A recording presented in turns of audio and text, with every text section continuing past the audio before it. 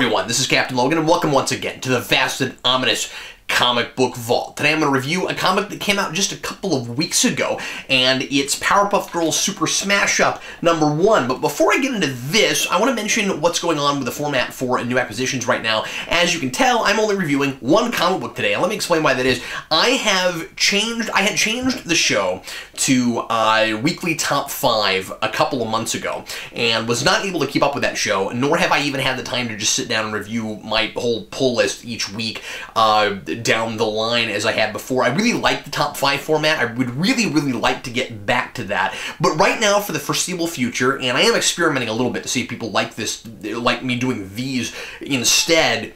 Also, I'm going to be reviewing issues that I think are significant to review when they first come out, instead of trying to review everything that comes out in my pull list, or trying to make videos that help you decide what to get at the comic book store this week overall, simply because I don't have the time to get those out in a timely fashion when it would be useful for you to go. In a perfect world, I'd have those up on a Wednesday, just like I'm trying to get new movie reviews up on a Friday, so that you can decide whether or not you want to go see a movie based on our recommendations. Well, with new comics, it's a really time-consuming process, and right now, just with my current situation, I do not have the time to read every book on my pull list during the week, and sit down and record, and get all the editing done in early enough that it would be very helpful for people. So, what I'm going to do instead is, when I see an issue like this, that's a #1, or a jumping on point, or the first time there's a new creative team on a book, something like that, I'll go ahead and just sit down and do a review for you of what I thought of that issue, and that also lets me kind of talk about it a little bit longer if I want to, and not feel rushed with all the other books that I have to review. So these will probably often be a little bit longer than they would be if I were reviewing them in reviewing them all at once, which I think might be nice for folks. And so these will be designed both for folks that have read these to let you know what I thought about it, but also for folks that haven't yet, who might be trying to decide whether or not they want to start a book, and also help you decide if you want to pick this up in trade once it finally comes out in trade. So anyway, that's what I'm going to do for the foreseeable future. Here comes Powerpuff Girls Super Smash Up #1. Now, this comes right off the heels of the Super Secret Crisis War, which was a big giant 6-issue crossover event written by Louise Simonson that took the Powerpuff Girls and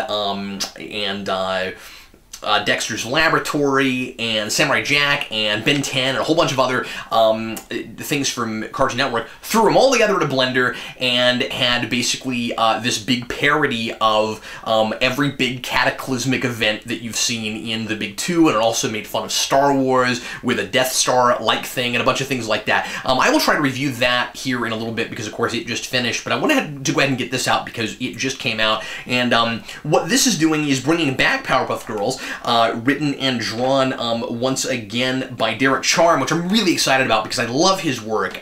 He wrote and drew a lot of the first run of IDW's Powerpuff Girls, and I thought it was brilliant. I thought a lot of his stuff should have been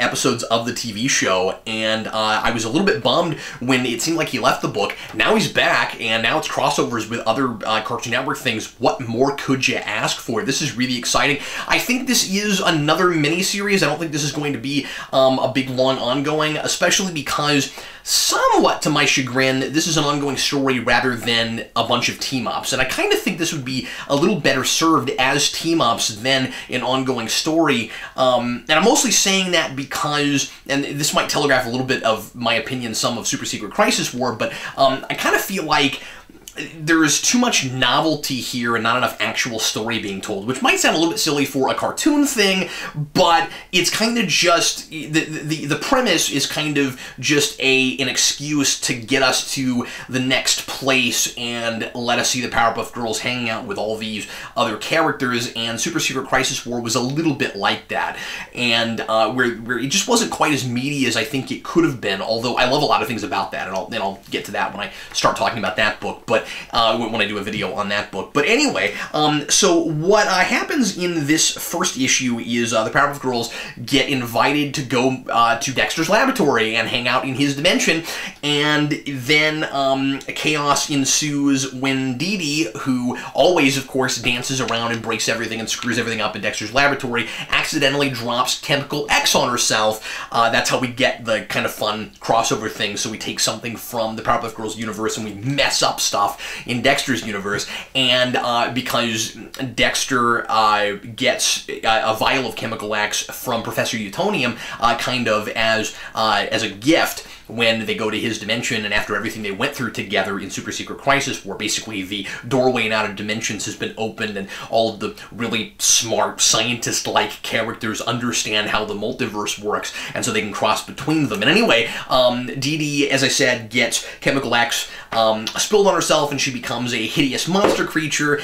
and then and then by the end of this, she kind of opens up she opens up a portal that is going to take her to another dimension, and it's Courage the Cowardly Dog's dimension, which I don't think it's too much of a spoiler, given that it's mentioned in the front of the cover that Courage the Cowardly Dog is the backup feature for this issue. So before I get to the big thing I don't like about this, let me just say that this is really authentic to the spirit and the tone of both Powerpuff Girls and Dexter's Laboratory, and it's of course not a stretch at all to try to put those two things together, because Gendy Tartakovsky worked on both shows and the sensibilities are really similar, and there's even some fun minor crossover stuff between them, like the Puppet Pal show that I think was on both Dexter and Powerpuff Girls going back and forth, and so they already did that kind of thing. I love the voice that Charm has for all these characters. It's very funny. It's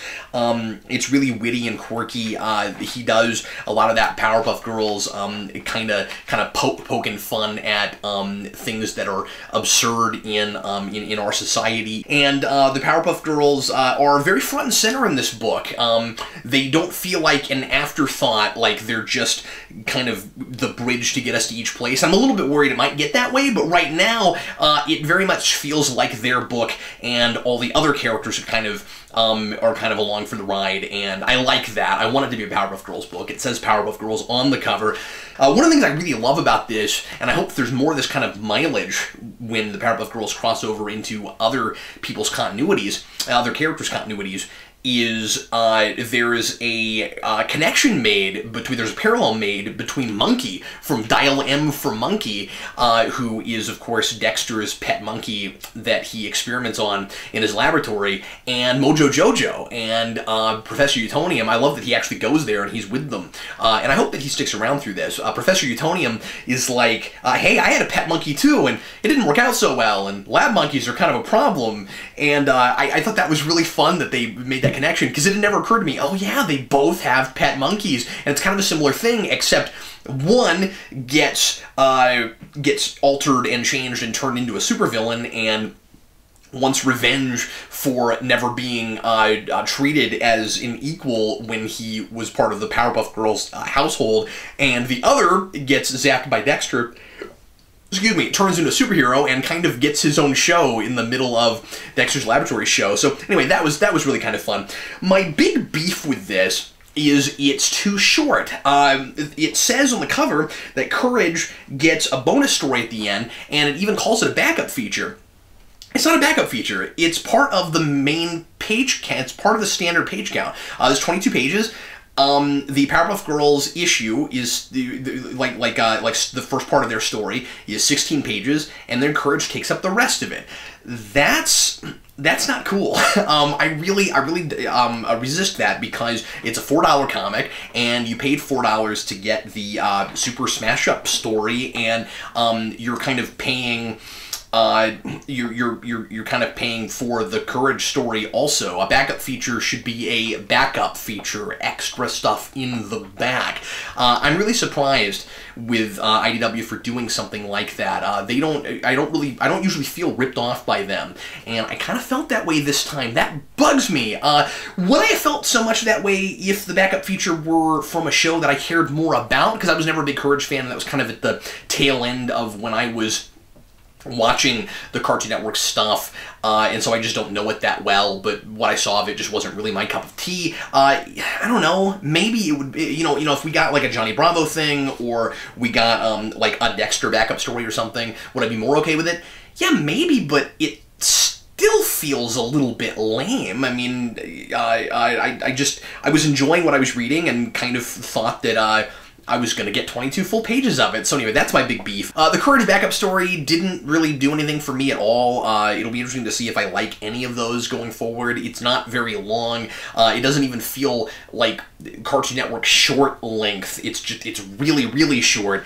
And it's this like weird space alien guy comes out of the TV, or I guess he was a character on TV, and then he just kind of sort of shows up, and there's a thing with mutant evil cows from another planet, and I don't know, Courage was always a really kind of disturbing, like unsettling kind of thing for me, where it seemed like it's all about just being like really awkward humor and being like really super creepy. And if that's your thing, great. It never really did anything for me. But anyway, so overall, I'm recommending this first issue, but I just wish it was longer, and I wish I got what I thought I was getting.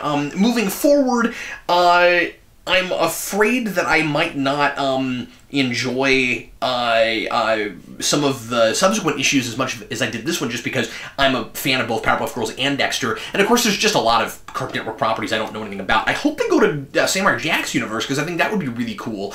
But on the cover, it shows a whole bunch of different characters, and Samurai Jack is nowhere to be seen, which I was sort of surprised by. But like, they're gonna go to, I think it's Foster's home next issue, and yeah, and I'm not, or at least that's the backup feature at the end of that. So I guess probably the backup features will each set up the next one. So next time it's Courage, and then after that it's Foster's. So I'm just not familiar with all these things, and I'm not a big fan of a lot of these things. So I don't know what they're going to be like. But as long as the Powerpuff Girls stay front and center, and Charm keeps writing them as authentically and funny and hilariously as he did in the TV show, I'll still be on board and still probably enjoy myself. But anyway, that is my review of Powerpuff Girls Super Smash Up #1. And thanks a whole bunch for watching. I will be with you again as soon as humanly possible for another review of a new issue. Other single comics that I want to review coming up, things from the last couple weeks, and then I'll try to, I'll catch up, and I'll try to do stuff coming out the very week that I review it here pretty quick. But I've got a lot of requests to review Spawn #250, so I will try to do that soon. As thick as that is, it might be a shorter review than this was. But anyway, I'm gonna try to do that. I talked a little bit the other day about Star Wars. I might do a Darth Vader #1 review, but I have said my piece quite a bit already about Star Wars, so I don't know if I'll do any more of that. What else? I might review the first issue of Ant-Man. I just read that the other day. I've got a big stack of stuff that I'm catching up on, so as I go through that, I find things that that are worth talking about on their own. I guess the first issue of Return of the Living Deadpool came out. I might review that as well. So anyway, feel free to leave requests of things that you'd like to see me review, and in the meantime, I'm Captain Logan, and I'll see you again next time. Happy reading.